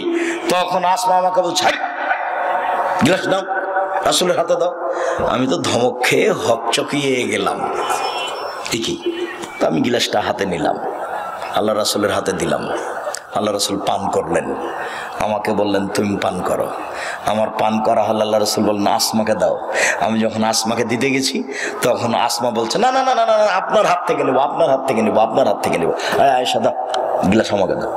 তো আল্লাহ রাসূল নিলেন আয়েশার হাত থেকে, এ নাও আসমা নাও। তারপর আল্লাহ রাসূল আসমাকে দিলেন। আসমা ওখানে মুখ লাগিয়ে শরবত দুধ পান করলেন, যেখানে মুখ লাগিয়ে মুহাম্মদ সাল্লাল্লাহু আলাইহি সাল্লাম দুধ পান করেছিলেন। বাসর রাত বাসর ঘর সাজাতে হবে, কনেকে সাজাতে হবে। ঘরে শরবত দুধ মিঠাই খাওয়ার ব্যবস্থা থাকবে। বর ঘরে ঢুকে বইয়ের মাথায় হাত দিয়ে বলবে, আল্লাহুম্মা আসআলুকা খায়রাহা খায়রামা জাবালতা আলাইহি ওয়া আউযুবিকা মিন শাররিহা শাররামা জাবালতা আলাইহি। আল্লাহ এই স্ত্রীর কল্যাণ চাচ্ছি, যে কল্যাণ দিয়ে তাকে সৃষ্টি করা হয়েছে সেটাও চাচ্ছি। আল্লাহ এর ক্ষতি হতে তোমার কাছে বাঁচতে চাচ্ছি, যে বেহায়াই দিয়ে অবাধ্যতা দিয়ে তাকে সৃষ্টি করা হয়েছে সেটা থেকে আমি তোমার কাছে বাঁচতে চাচ্ছি। এরপর 2 রাকাত নামাজ সালাত, স্বামী আগে দাঁড়াবে, স্ত্রী পিছে দাঁড়াবে। নারী পুরুষ কখনো একসাথে দাঁড়াতে পাবে না, মা বেটা হলেও হবে না, দাদি পোতা নাতি হলেও হবে না, কোনোদিনই হবে না। স্বামী স্ত্রী পাশাপাশি দাঁড়াতে পারে কখন? আপনি আপনার সালাত আদায় করছেন, আপনার স্ত্রী তার নিজেরটা করছে, তখন পাশে দাঁড়াতে পাবেন।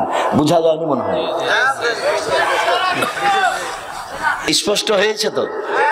আপনি আপনারটা পড়ছেন আর আপনার স্ত্রী তারটা পড়ছে, তখন পাশাপাশি দাঁড়াতে পাবেন। একই সালাত, তখন পাশাপাশি দাঁড়াতে পাবেন না। আপনি আপনার মায়ের পাশে দাঁড়াতে পাবেন না, আপনাকে আগে হতে হবে আর ওনার মাকে পিছু হতে হবে, পাশাপাশি একসাথে সালাত আদায় করতে পাবেন না। 2 রাকাত সালাত হবে আপনার ইমামতিতে। তারপর দাম্পত্য জীবন হবে দুয়ার মাধ্যমে। এবার সকালবেলায় ওখানে একটা কথা ছেড়ে এসেছি, যখনই বিবাহ পড়ানো হচ্ছে, কথা সংক্ষিপ্ত করতে এসেছি তো খুব তাড়াতাড়ি শেষ করি। কথা সংক্ষিপ্তের একটা জায়গা ছিল, যখনই বিবাহ পড়ানো হয়েছে, দিনাজপুরের বিবাহ শেষ হয়ে গেল, লম্বা একটা হাত তুলে দোয়া হয়ে গেল, মানে নগদ বেদাত, কেউ জানে না কি বলতে হবে। যখন বিবাহের বৈঠক শেষ হয়ে যাবে তখন ইমাম সাহেব বা মেয়ের বাপ বলবেন, বারাকাল্লাহু লাকা ওয়া আলাইকা ওয়া জামা বাইনাকুমা ফি খাইরিন। বর তোমাকে আল্লাহ কল্যাণ দান করুক, তোমাদের উপরে আল্লাহ কল্যাণ দান করুক। ও বর, তোমাকে আর তোমার স্ত্রীকে আল্লাহ কল্যাণের উপরে রাখুক। রাসূল সাল্লাল্লাহু আলাইহি সাল্লাম এই দোয়া পড়েন, বারাকাল্লাহু লাকা ওয়া আলাইকা ওয়া জামা বাইনাকুমা ফি খাইরিন। তারপরে নতুন বউ বাড়িতে এসেছে, বাড়িতে আসার সাথে সাথে দাদি এসে দেখে বলছেন, দেখি রে তোর বউটা দেখার পরে নাকটা একটু মোটা। তখন বলছে, তোর বউটার নাকটা একটু মোটা। তার মানে দাদি কি পড়তে হবে দাদির জানা নেই। দাদি দেখতে এসে বউ দেখে বলবে, বারাকাল্লাহু লাকা ওয়া আলাইকা জামা বাইনাকুমা ফি খাইরিন। এটা দাদির পড়া প্রয়োজন ছিল। শুধু দিনাজপুর বলে আমি নিন্দা করিনি, সারা বাংলাদেশের কোনো গ্রামে, কোনো জায়গায়, কোনো থানায় নতুন বউ বাড়িতে আসলে তাকে সামনে রেখে দোয়া পড়তে হবে তার জানা নাই। যেদিন বাসর রাত হলো, সকালে অনুষ্ঠান হবে বিশাল। সারা দিনাজপুর শহরের মানুষকে রান্না করে খাওয়াতে হবে। যার যত অর্থ সম্পদ বেশি আছে সে তত খাওয়াবে। যত মানুষ এসেছে সবাই বলবে, বারাকাল্লাহু লাকা ওয়া আলাইকা ওয়া জামা বাইনাকুমা ফি খাইরিন। আল্লাহ তোমাকে তোমার স্ত্রীকে কল্যাণের উপরে একত্রিত করুক। সবার পক্ষ থেকে এই দোয়া হবে। আর এই খাদ্যে অংশগ্রহণ করবে ধনী গরিব সবাই। শুধু যদি ধনী আসে গরিব না আসে, তাহলে যত ভাত রান্না করা হয়েছে দেখে লাথি মেরে সব ট্রেনে ফেলে দিতে হবে, ভাত কুকুরে খাবে। কেন এত বড় কথা কেন আব্দুর রাজ্জাক সাহেব? আপনি বলেছেন একটা ভাত পড়ে গেলে উঠিয়ে নিতে হবে, ময়লা লেগে গেলে সরিয়ে দিয়ে খেতে হবে। আজকে আবার বলছেন দেখে লাথি মেরে ফেলে দিতে হবে, ট্রেনে কুকুরে খাবে। এভাবে বলছেন কেন? দুঃখিত, আমি কিছু বলতে পারি না। মুহাম্মদ সাল্লাল্লাহু আলাইহি ওয়াসাল্লাম বলেছেন আশারু তামিন, সবচেয়ে নিকৃষ্ট খাদ্য, সবচেয়ে খারাপ খাদ্য ওই খাদ্য যেই খাদ্যে ধনীদের দাওয়াত দেওয়া হয়েছে, গরিবদের দেওয়া হয়নি। আমার কিছু করার নেই, মুহাম্মদ সাল্লাল্লাহু আলাইহি ওয়াসাল্লাম এই কথা বলেছেন। তবে এই খাদ্য সবচেয়ে খারাপ খাদ্য। এই খাদ্য ওই রকমই যে কোনো একটা লোক মারা গেছে, আজকে যে বাসায় খাওয়া দাওয়া করছিলাম সেই বাসায় তার বাপ মা মারা গেলে তার আত্মীয় স্বজন তাদেরকে চাপ দিয়েছিল যে 40 দিনের দিন একটা গরু জবাই করো, তোমাদের টাকা পয়সা আছে, 40 দিনের দিন 4 দিনের দিন একটা গরু জবাই করে খাওয়াতে হবে। তার বাপের নামে একটু দুঃখিত, এইদিকে একটু এইদিকে, এই ছেলে কারো গায়ে হাত দিয়ে আছো নাকি? রেডি হও, জরুরি কথা। উপস্থিত বৈঠকের মুসলিম বোন একটু খেয়াল করেন, এদিকে একটু লক্ষ্য করেন তো, শুনেন এদিকে। হোসাইন জাকাতের খেজুরের পাশে বসে আছে, জাকাতের খেজুর। তো হোসাইন একটা খেজুর মুখে দিয়ে দিয়েছে। আল্লাহ রাসূল লাফ দিয়ে উঠে এসে মুখের ভিতরে আঙ্গুল ঢুকিয়ে খেজুরটা বের করে বলছে, এটা মানুষের ময়লা, দান যাকাত মানুষের ময়লা। হোসাইন, মানুষের ময়লা আমি খাই না, আমার কাজ করে যে সে খায় না। মানুষের ময়লা আমার উপরে হারাম, আমার বংশের উপরে হারাম, আমার বাড়ির যারা গোলাম রাখাল কিষান তাদের উপরে হারাম। এটা মানুষের ময়লা, এই খাদ্য যে কাজ করে খেতে পারে তার উপরে হারাম। এটা মুখে দিয়েছো মানে? আরেকটু, একটা খেজুর পড়ে আছে রাস্তায়, আল্লাহ রাসূল খেজুরটা উঠে বলছেন, ও খেজুর, যদি আমার আশঙ্কা না হতো যে তুমি যাকাত সাদকার খেজুর, আশঙ্কা না হলে আমি তোমাকে খেয়ে নিতাম। বুখারী মুসলিম। আল্লাহর নবী রাস্তায় পড়ে থাকে খেজুরটা খেলেন না কেন? সম্ভাবনা আছে খেজুরটা কিসের হতে পারে? যাকাতের সাদকার খেজুর হতে পারে। আমার উপরে হারাম, আমার বংশের উপরে হারাম। এই ছেলে, তোমার বাপের নামে যে গরু জবাই করেছে এটা সাদকা, এটা মানুষের ময়লা, এটা দিনাজপুরের ভিক্ষুক খেতে পারে।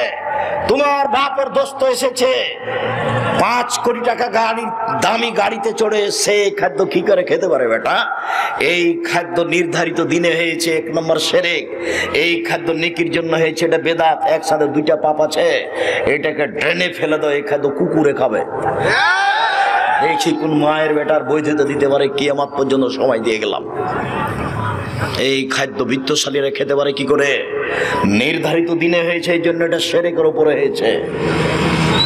আর নেকির জন্য হয়েছে, এই জন্য এটা বিদাতের উপরে হয়েছে, এরা তো খেতে পারে না।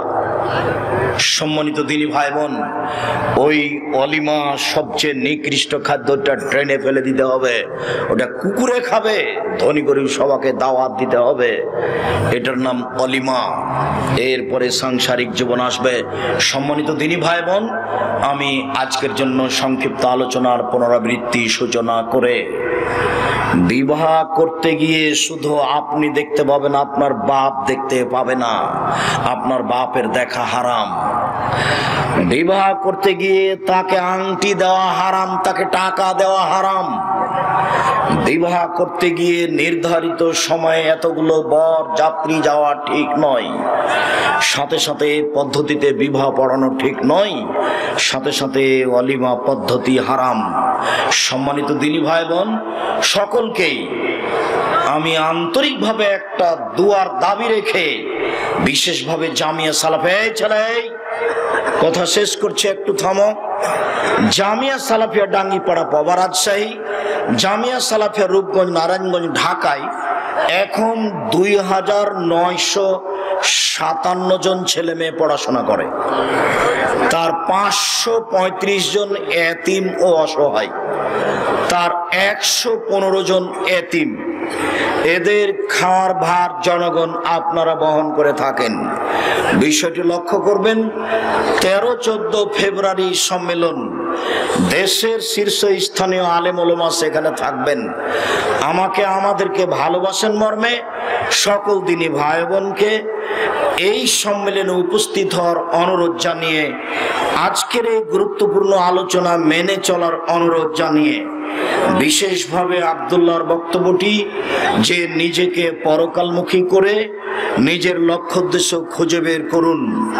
আর এদেশের যেটা কুসংস্কার ও বই আছে, বিশেষভাবে মাসিক আল ইতেসাম পত্রিকা আমার মনে ছিল না, সবাকে মাসিক আল ইতেসাম পত্রিকা পড়তে হবে।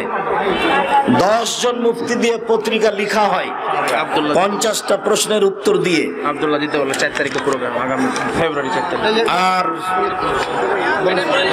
সম্মানিত দিনী ভাই বোন, যে বইগুলি আছে স্টেজে, কে বড় লাভবান, কে বড় ক্ষতিগ্রস্ত, আদর্শ নারী, আদর্শ পরিবার, বিশেষভাবে আব্দুল্লাহর বইটা আছে নাকি আমরা হাদিস মানতে বাধ্য। শিক্ষা বনাম জাহেলিয়াত, কেন এই নির্যাতন, কি তার প্রতিকার, এই বইগুলো দেখুন। বইগুলি স্টেজ থেকে সংগ্রহ করার অনুরোধ জানাচ্ছি। বিশেষভাবে মাসিক আল ইতেসাম পত্রিকা ছেড়ে কেউ যাবেন না। 20 টাকা মূল্য, নিজের কাছে না থাকলে আর একজনের কাছে নিয়ে যাবেন। বিশাল সমাবেশ, এতগুলো মানুষ আজকে বড় মাঠে উপস্থিত হবেন এটা আমার ধারণা ছিল না। বিভিন্নভাবে এই তারিখটা ঝুঁকির মধ্যে ছিল। এরপরেও বৃহত্তর দিনাজপুর থেকে, আশপাশের জেলা থেকে এসে উপস্থিত হয়েছেন, আপনাদের আমরা আন্তরিকভাবে শুকরিয়া আদায় করি। যারা ব্যবস্থাপনা করেছেন তাদের শুকরিয়া আদায় করি। যারা এই সামাজিক বড় বড় দায়িত্বশীল পূর্ণ সহযোগিতা করেছেন তাদের শুকরিয়া আদায় করি। প্রশাসনের পক্ষ থেকে দেশের উচ্চ স্তরের ডিসি সহ যারা সহযোগিতা করেছেন, অনুমোদন দিয়েছেন, তাদের শুকরিয়া আদায় করি। আপনাদের উপস্থিতির সকলের শুকরিয়া আদায় করে আমি আমার আলোচনা শেষের দিকে সবার জন্য কল্যাণ কামনা করি। আল্লাহ আপনাদেরকে এর যাজায় খায়ের দান করুক, আল্লাহুম্মা আমিন। এই বিশাল সমাবেশের দিনী ভাই বোনদের লক্ষ্যে কয়েকটি জিজ্ঞাসা।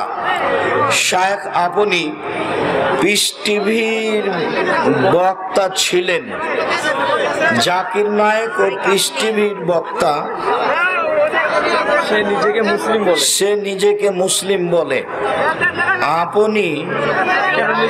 আপনি নিজেকে আহলে হাদিস বলেন। মুসলিম সবাই বলতে পারে, কাদিয়ানিও বলতে পারে, কিন্তু আহলে হাদিস সবাই নিজেকে বলতে পারে না। আহলে হাদিস কোনো মত দলের নাম নয়, বিশেষ একটি বৈশিষ্ট্যের নাম। কাদিনেরও মুসলিম বলতে পারে, শিয়ারাও মুসলিম বলতে পারে, যার কারণে আমি আহলে হাদিস বলি। তবে কোনো নেতা দিয়ে আহলে হাদিস চলে বা কোনো নীতি দিয়ে চলে এটা নয়। এই জন্য আমি নিজেকে আহলে হাদিস বলি। মসজিদের নাম কেন আহলে হাদিস হবে? আহলে হাদিস রাখার প্রয়োজন নাই মসজিদের নাম, তবে কোনো ব্যক্তির নামে রাখতে পারে।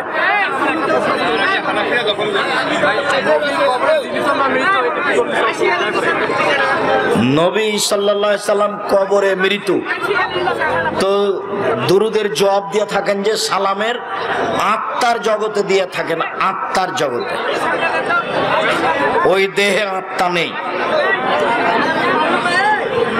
মিজানুর রহমান আজহারি বলেছেন মসজিদের নাম আহলে হাদিস দেওয়া যাবে না, নাম দিলে শিরক বেদাত হবে না। একটা গোষ্ঠীর মধ্যে চলে যায়, তাই না দেওয়াই ভালো।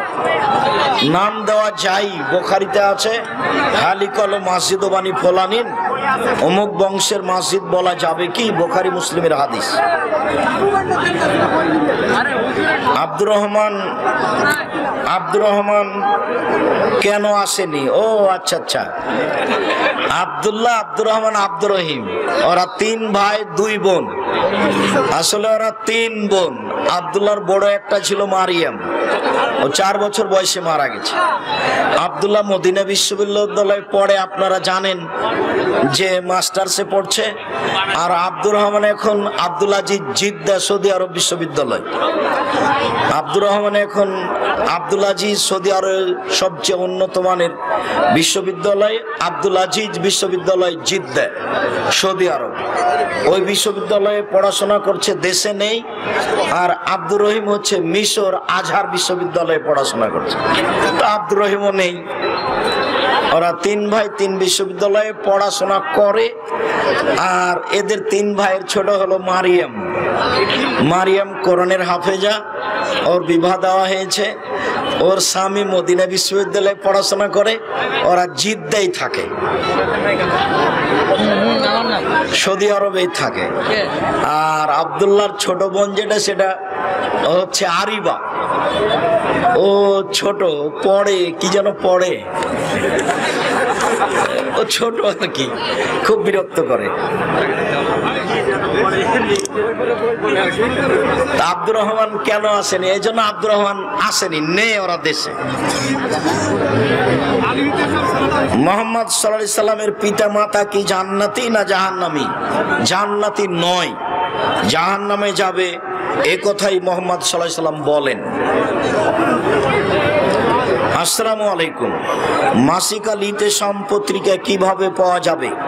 আজকে একটা সংগ্রহ করেন, ওতে নাম্বার আছে, কথা বলেন। পত্রিকার নাম্বার 01750 124490 01750। পত্রিকার নাম্বার, সার্কুলেশন ম্যানেজার 01750 124490 01750 124490। বিসমিল্লাহির রহমানির রহিম। জমি বন্ধক খাওয়া জায়েজ না হারাম? হারাম।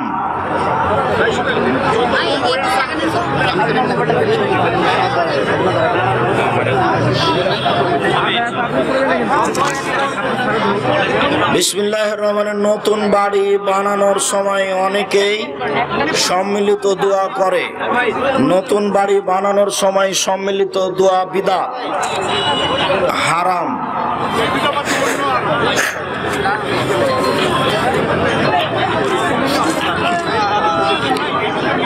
মিলাদ পড়া জায়েজ কি? মিলাদ পড়া বিদআত।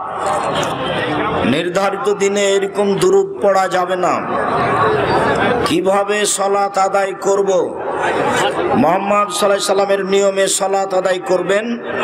আজকের জন্য দোয়ার বইটা নিয়ে যান, 42টা সহিহ হাদিস আছে হাত তুলে দোয়া করার, 16টা স্থান আছে কোথায় কোথায় হাত তুলে দোয়া করতে হবে। আইনে রাসূল সাল্লাল্লাহু আলাইহি সাল্লাম দোয়া অধ্যায়। খালি আব্দুর রাজ্জাক সাহেবের দোয়ার বইটা দেন, অতি নামাজের শুরু থেকে শেষ পর্যন্ত নিয়ম দেওয়া আছে দোয়া সহ। রাগের মাথায় 3 তালাক দিলে 3 তালাক চূড়ান্ত হবে, মানে 1 তালাক হবে। এক বৈঠকে 3 তালাক দিলে 1 তালাক চূড়ান্ত হবে। ফরজ সালাতের পরে মোনাজাত করা বিদআত। মোনাজাত করা ব্যক্তিগত ব্যাপার। অনেক হাদিস আছে, যার যখন ইচ্ছে সে তখন হাত তুলে দোয়া করবে। হলদি বাড়ির হুজুরের মুরিদ হওয়া যাবে কি?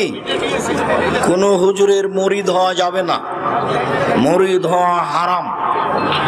মুরিদ হলে পীরের কাছে থাকতে হবে। মরা মানুষ যেমন গোসলদাতার হাতে, মরা মানুষ যেমন গোসলদাতাকে কিছু বলতে পারে না, মুরিদ তেমন পীরকে কিছু বলতে পাবে না। সাবধান, মুরিদ হবেন না কখনো। আকিকা কত দিনের মধ্যে? 7 দিনের দিন আকিকা দিতে হবে। 7 দিন পার হলে আকিকা দিতে হবে না। 7 দিনের আগে বাচ্চা মারা গেলে আকিকা দিতে হবে না। ইমামের পিছনে সালাত পড়লে হিসাব কে দিবে? ইমাম সাহেব দিবেন। আমি যদি ক্রিকেটার হই তাহলে আমার বেতন কি হালাল? জি না, হারাম। যারা ফুটবল খেলায় অংশগ্রহণ করে পয়সা সংগ্রহ করে তারা সবচেয়ে বড় জুয়ারু। যেসব খেলায় টাকার হার জিত রয়েছে সেটাই জুয়া। ক্রিকেটার যেসব টাকা উপার্জন করে তা টোটালে হারাম, সম্পূর্ণরূপে হারাম। আপনি এক অজে বলেছেন পাশে আহলে হাদিস মসজিদ না থাকলে বাসায় সালাত আদায় করতে হবে। এখনো বলছি, বাসায় সালাত আদায় করতে হবে, বিশেষভাবে আসর আর ফজর। কেন? আল্লাহর নবী বলেছেন, যখন মানুষেরা নির্ধারিত সময়ে আর সালাত আদায় করবে না, তখন তোমরা বাড়িতে পড়ে নিও। বুখারী মুসলিম। অজুর পর পা মোছা যাবে কি? অজুর পর পা মোছা যাবে, কোনো সমস্যা নেই। স্বামী স্ত্রী মিলে গোপনে রাতে অন্যের সমালোচনা করা যাবে কি? অন্যের সমালোচনা করা সব সময় হারাম। আপন বোনের মেয়েকে বিয়ে করা যাবে কি? আপন বোনের মেয়েকে বিবাহ করা হারাম। চাচাতো বোনের মেয়েকে বিবাহ করা যাবে। নিজের বোনের নিচে যত আছে সব হারাম। সহবাসের পর কি তায়াম্মম করতে হবে? অজু করা ভালো। অজু না করতে পারলে তায়াম্মম করে নেন, ভালো। তায়াম্মম করে নিয়ে থাকেন, পড়েন, খাওয়া দাওয়া করেন। মুকিম অবস্থায় ভাগে কুরবানি দেওয়া যাবে না। 7 ভাগে কুরবানির কোন দুনিয়াতে হাদিস নেই। 7 পরিবার আর 7 জন এক নয়। 7 জনের হাদিস আছে, 7 পরিবারের নেই। রুকু থেকে উঠে হাত বুকে বাঁধা যাবে না। আমরা দীর্ঘ 20 বছরের তদন্তে রুকু থেকে উঠে হাত বাঁধার কোনো হাদিস অবগত হতে পারিনি। ফেতরা টাকা দিয়ে দিব না, চাল দিয়ে দিব। ফেতরা চাল দিয়ে দিতে হবে, টাকা দিয়ে নয়। মানুষ টাকা দিয়ে ফেতরা আদায় করলে গুনাহগার হবে। সারা পৃথিবীর মানুষ যদি টাকা দিয়ে ফেতরা দেয়, সারা পৃথিবীর মানুষই গুনাহগার। সৌদি আরব আমেরিকার সাথে কেন বন্ধুত্ব করছে? তুমি ঠেকাও, এটার কি আছে? কোন লোক আলেমের মাধ্যমে কিছু সাহায্য নিতে চাইলে না পেয়ে তখন সুদ বা কিস্তির টাকা নিয়ে চলছে। জিনাত নিতে হবে না, সুদের টাকা উঠাতে হবে না, দেখবেন যে প্রয়োজনটা কমে গেছে। যেটা করতে চেয়েছিলেন টাকা নাই, আর হবে না, হয়ে গেল।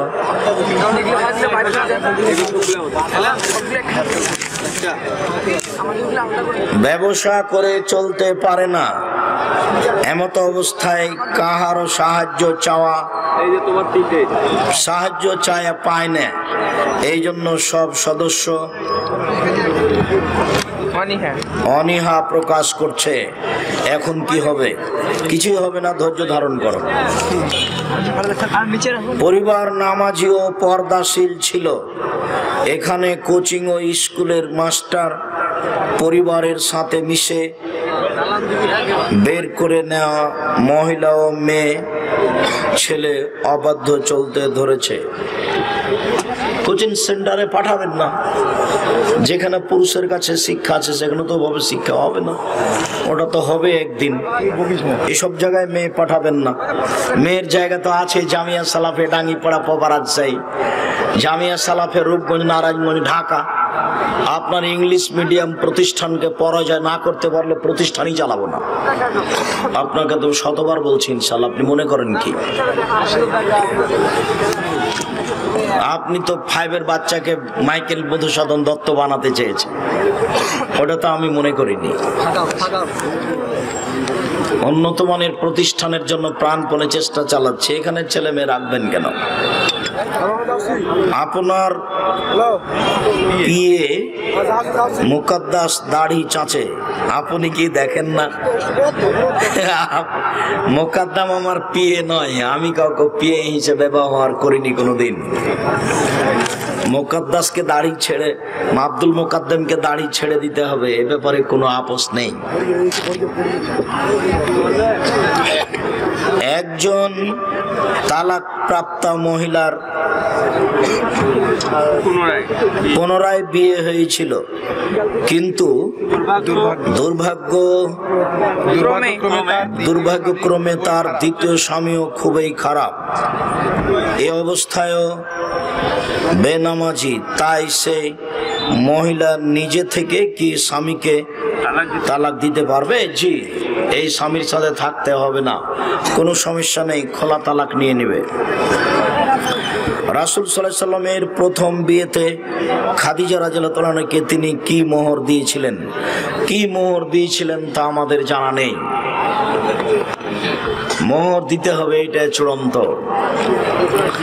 বর্তমান সময়ের বেশ কিছু আলেমেরা আহলে হাদিসদের কট্টরপন্থী বলে থাকে এবং বলেছে যে কট্টরপন্থী না হয়ে মধ্যম পন্থা হতে হবে। কিছুদিন আগে ঢাকা ডোমেস্টিক বিমানবন্দরে বসে আছি, তো একটা লোক চট করে এসে সালাম দিয়ে বলছে যে অত কঠিন ভাবে কথা না বললে হয় না, একটু নরম করে বললে হয় না। তা আমি বলছি আমি তো কোনোদিন নরম করে বলিনি, নরম করে কোনোদিন ভবিষ্যতে বলবো না ইনশাআল্লাহ। এখন যারা এই দেশীয় বিমানবন্দরে যত পুরুষ নারী আছে, জরিপে যদি আমার কথা মেনে চলে এর সংখ্যা বেশি না হয়, সারা বাংলাদেশে যত আলোচক আছে গড়ানে সবার চেয়ে যদি আমার বেশি কথা মেনে চলা সদস্য না হয়, আজকের এই মুহূর্তের জরিপে আমি আব্দুর রাজ্জাক বিন ইউসুফ আর কোনোদিন বক্তব্য দেব না। তখনও বলছে ঠিক বলেছে না, আমি আপনার কথা শুনে পরিবর্তন হয়েছি, কিন্তু হয়েছে ঠিক, কিন্তু মাঝে মধ্যে খুব কষ্ট হয়, কথা কেন এত কঠিন, আমার কিছু করার নেই। রাসূল সাল্লাল্লাহু আলাইহি ওয়াসাল্লাম কথা কোনোদিন নরম করে বলেননি। অতএব কথা শক্ত করেই বলতে হবে, মানুষ পরিবর্তন হবে ইনশাআল্লাহ। শায়েখ সরকারি চাকরির ক্ষেত্রে স্কুল কলেজের শিক্ষক হিসাবে চাকরি করা যাবে কি? যায়, তবে আপত্তি আছে অনেক। মেয়েদের সাথে থাকতে হয়, মেয়েদের সাথে ওই কি প্রশিক্ষণ পরীক্ষায় যেতে হয়, তারপর বিভিন্ন অনুষ্ঠানে যেতে হয়, সকালে কত কি বলা লাগে। রবি ঠাকুরের শুকরিয়া, জাযাকুমুল্লাহ খাইর। আল্লাহ